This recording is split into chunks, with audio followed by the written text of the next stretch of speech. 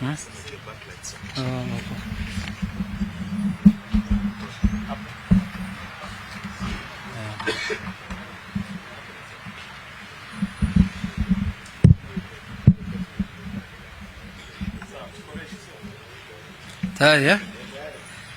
Haya, asanteni sana kwa kukuja. Hii ni azimio la umoja One Kenya communique regarding panel to vet and make recommendations regarding the party's deputy presidential nominee.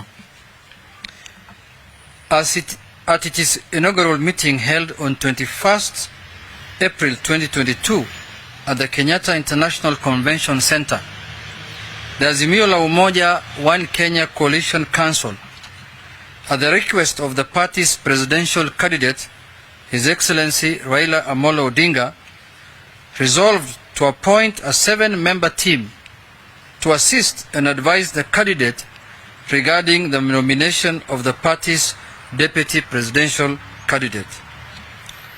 Under our constitutional democracy, the deputy president is expected to be the principal assistant of the president and is also expected to faithfully deputize for the president in the execution of the president's functions.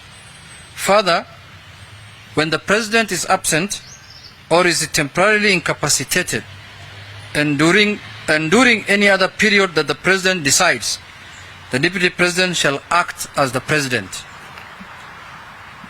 The vetting of candidates and subsequent nomination of a candidate for this critical post is thus a matter of utmost national importance to be undertaken in the spirit of inclusivity, fostering both party and national unity, transparency, the principles of good governance, and drawing from the collective wisdom of eminent Kenyans of goodwill and experience in diverse leadership positions.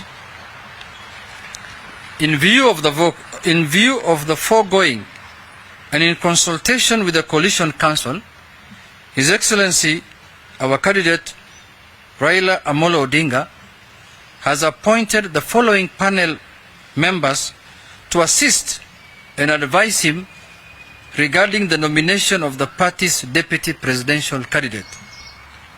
Number 1, Bishop Peter Njenga. Number 2, Archbishop Zacchaeus Okoth. 3, Senator Enoch Wambua. 4, Michael Orwa.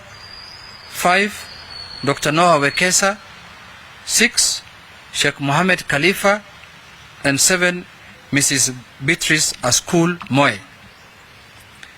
The panel shall reach its decision through consensus and shall elect its chairperson.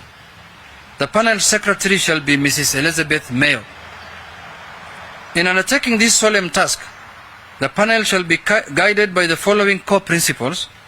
A. Fidelity to the Constitution of Kenya, with particular emphasis on the qualification for nomination as a deputy presidential candidate. B.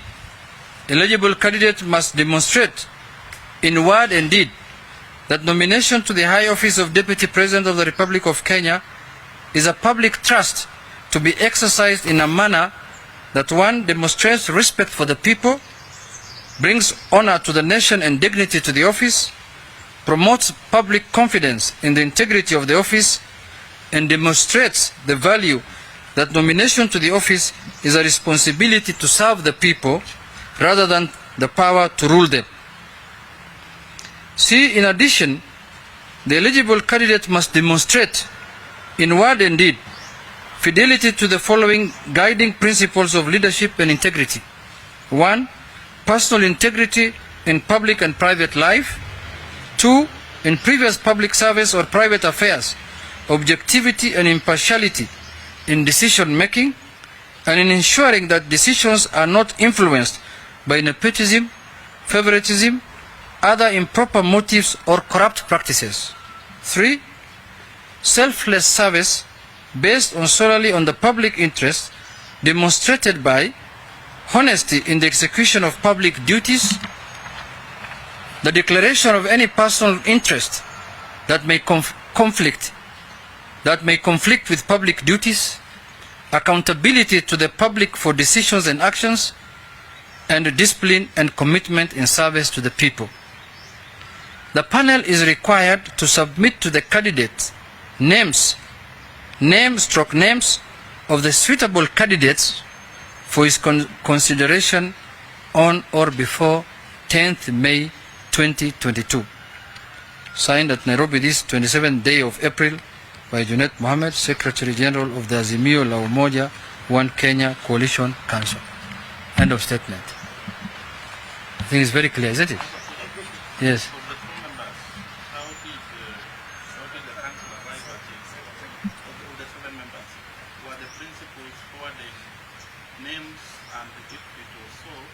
How many were fronted by the ODM leader, the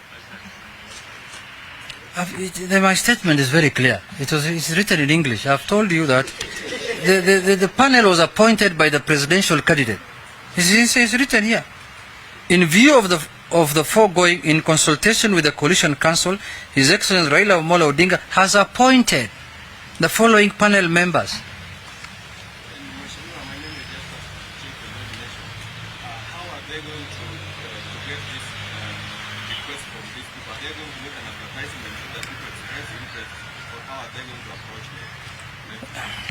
You see, I don't want to speak for the committee. Now they have been formed. They will have their sitting, and then they will come with the way they want to do it. It's their mandate now. They will develop their terms of reference, but as we have told them what we expect them to look at in terms of identifying the candidates. Fidelity to the Constitution, eligible must demonstrate in word and deed that nomination into the high office of all these I've read. This is what we expect them to look at when they are vetting.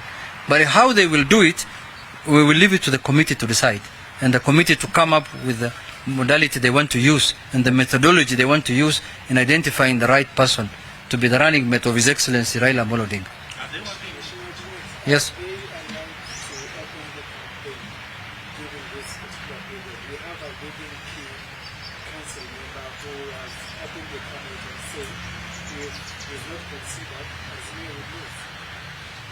No, they are openly.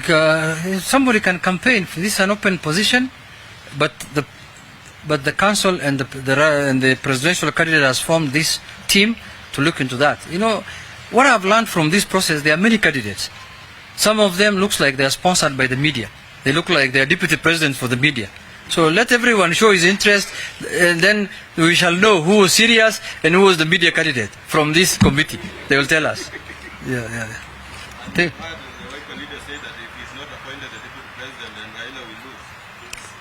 Yeah, but you know, I'm not the Wiper leader, you know that. I'm the Secretary General of the Azimio One Kenya. I cannot speak for anyone.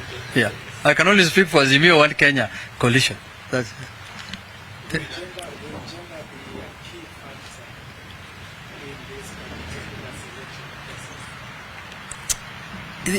This thing is open to everyone. It's open to men, women, people with disability, youth, you know, bishops, sheikhs, cooks, politicians, all kind of Kenyans. It's open for them to. Anyone can be a deputy presidential candidate. So let us not anticipate debate. Let's leave the committee to do their work. Let's see what they come out with. You know, let's not do the work of the committee in this press conference. They are men and women who are capable, who have the capacity to do this work. And the Prime Minister has faith in them. So let them do their work. Whatever report they bring, we will share with the country. And that's what will guide going forward on how the issue will be concluded. My last lesson from you, in as much as this is a very open process, but we have what we call key caucuses in the Azimio Umoja One Kenya. Is there a part already that, you know, determines who will be the candidate, regardless of whether the candidates? You see, we cannot do an exercise in futility. If we have any other method of doing it, we will not have appointed this committee. By appointing this committee, it demonstrates to you that this is the method that the candidate has decided to use in identifying his running mate. So if there was any other process, we will not have called you here to take you through this process when we know that there's other process that we want to use.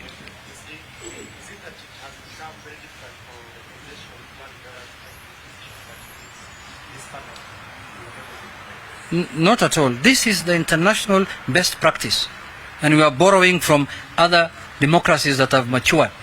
Look at the way the deputy president of the United States of America is selected. It's through this kind of process. A committee is formed that looks at it. We don't want this. The candidate does not want to do, a decision which is solely, looks dictatorial. He wants to give other Kenyans an opinion to contribute. This is one of the best practices in the world. This is how Kamala Harris was nominated. This is how, the president now, Biden, was nominated when he was the running mate for Barack Obama. This is one of the best world practices in identifying a deputy presidential candidate. Thank you very much. And have a good day. We will call you again if we have another information to give you.